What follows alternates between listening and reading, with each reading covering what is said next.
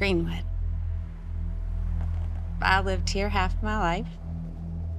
Everyone knows everyone and their business.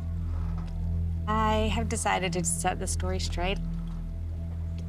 It's still surreal. I still think maybe I'll wake up.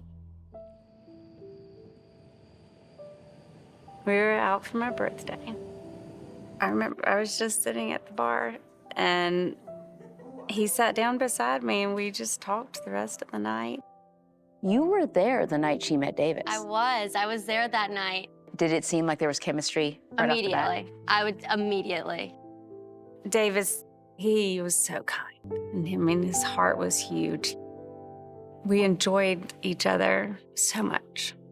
It was an amazing 6 months.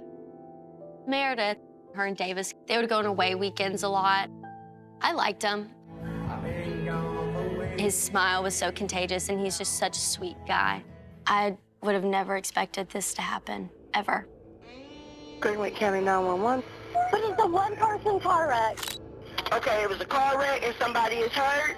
I pull up right beside Davis's car, and he wasn't in his car. And that's when I noticed his airbags were out.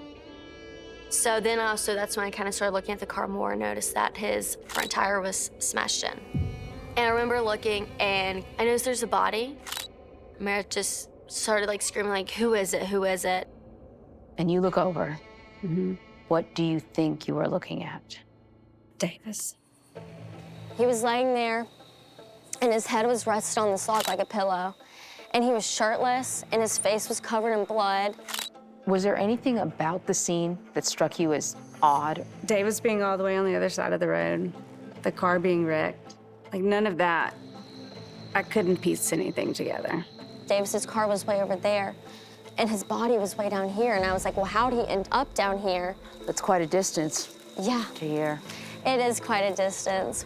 Originally, it came out as a possible traffic accident, and then once officers arrived on scene, they realized it was more than that.